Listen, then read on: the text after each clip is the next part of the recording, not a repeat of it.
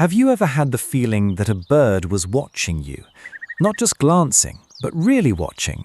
Head tilted, dark eye fixed on your face, and you paused, wondering what it sees. Maybe you've noticed it with the blue jays in your yard, that sharp flash of blue that used to explode into flight the moment you pulled back the curtain. Lately, though, something shifted.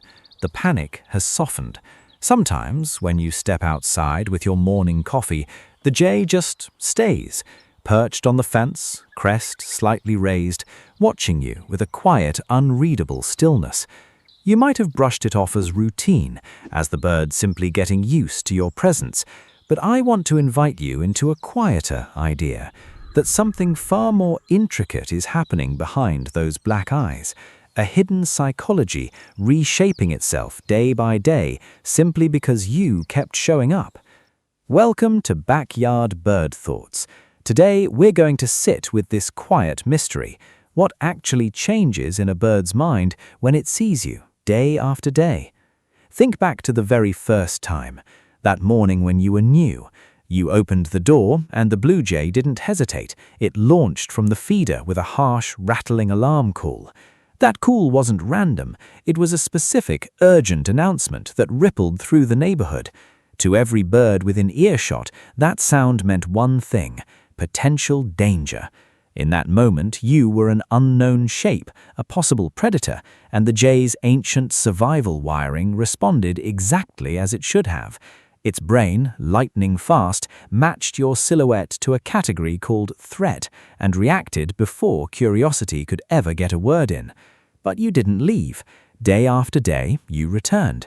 You sat in the same chair. You moved slowly. You didn't stare directly. And gradually, almost imperceptibly, something began to turn in the machinery of that wild mind. The first change is something scientists call habituation. It's not friendship yet, it's something simpler, more foundational.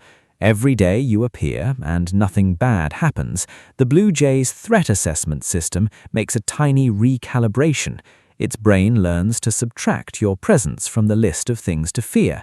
The alarm calls become shorter, then they stop altogether. Eventually, the blue jay doesn't even lift its wings when you slide the door open. It just glances over, acknowledges that the large, familiar shape is back, and returns to what it was doing. This is the first quiet milestone. The bird has stopped labeling you as danger, but the real transformation is only just beginning. Once the bird no longer sees you as a threat, its natural curiosity has room to surface. And blue jays, like their Corvid cousins, the crows and ravens, are intensely curious beings. Their brains, packed with densely layered neurons, are built to investigate, to categorize, to remember. So the jay starts watching you more carefully, not in fear, but in study.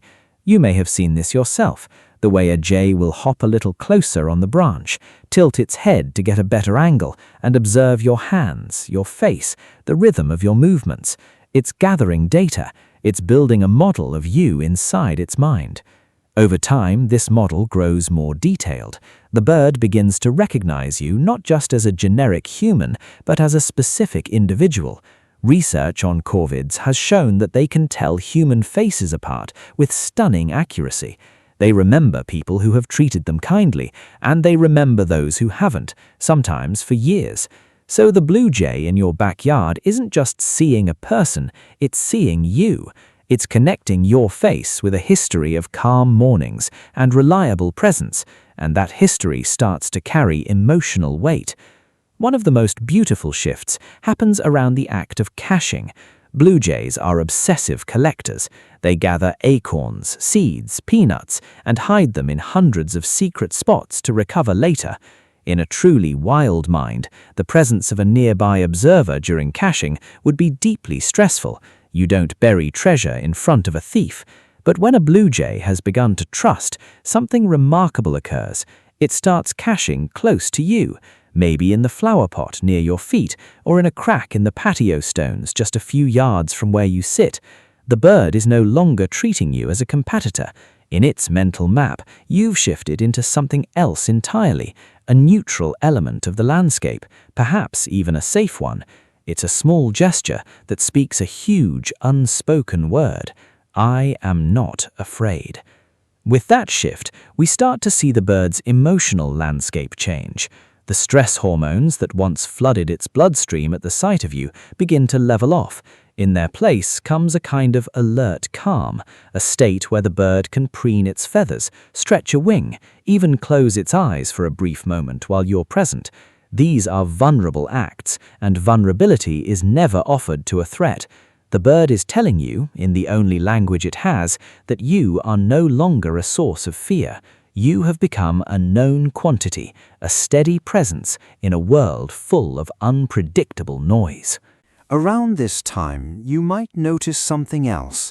The bird begins to anticipate you.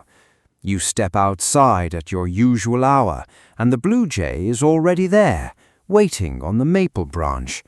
Maybe it lets out a softer two-note jay call when it sees you. Not an alarm, not a warning, but something gentler, almost like a greeting.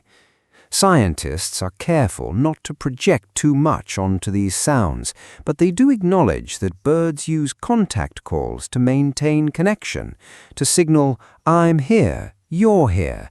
And whether we call it a greeting or simply a recognition vocalization, the effect on us is the same. Something small and warm opens in the chest. We feel seen. I think this is where the story moves beyond pure science and into something more personal. The bird's behavior is not just a collection of conditioned responses. It's beginning to resemble what we, with our human heart, can only describe as a simple form of trust. Trust, even in its earliest stages, is a bridge between two conscious beings. It's a quiet agreement that says, I will not harm you, and I believe you will not harm me. And what makes this so moving is that the bird doesn't need to make that agreement. It could flee, it could stay wary. The world is full of danger, and a blue jay's survival depends on staying sharp. Yet it chooses, in its own gradual, careful way, to let its guard down around you. There is something unspeakably profound in that choice. Over weeks and months, this bond can deepen in ways that feel almost story-like. Parent blue jays may bring their fledglings into the yard and allow them to observe you from a low branch. In essence, they're teaching the next generation that this particular human belongs to the landscape and is not to be feared. That generational passing of safety is a quiet legacy. One day you realize the yard isn't just your space anymore. It's a shared territory, woven together by mutual recognition and the unspoken rhythm of your daily meetings. And maybe, if you're very still and very patient, you'll have a moment that lingers in your memory for years. I've heard people describe it as the day a blue jay landed on the arm of their chair or took a peanut from an open palm for the first time. In that instant, time seems to slow. You feel the slight weight, the tick of tiny claws, the quick, intelligent flick of the black eye meeting yours. There's no fear, there's no greed, there's just a moment of pure interspecies presence. Two minds acknowledging each other across an evolutionary divide so vast it can only be crossed by something patient and wordless. What changes in a bird's mind when it sees you daily? On the surface, you could say it learns. It maps your face, your habits, your rhythms. It stores you in long-term memory, linking your image to a sense of safety.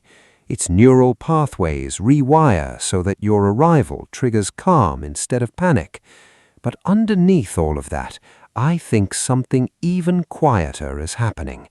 The bird is granting you a form of its wildness, a trust it rarely gives, and in doing so, it reminds us that we are not separate from nature. We are just another pattern moving through the day, someone worth remembering.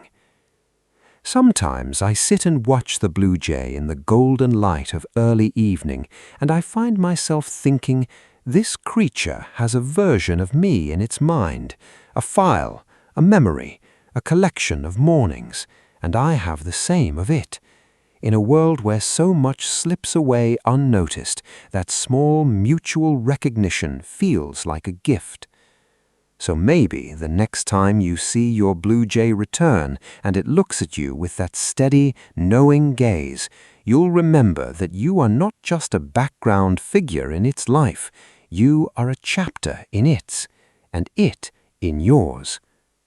Have you ever felt a moment like that? A quiet exchange with a wild bird that felt mutual? I would love to hear your story in the comments below. And if you want to keep exploring the hidden lives of the birds just outside your window, you know where to find me. Backyard Bird Thoughts will be here, watching with you.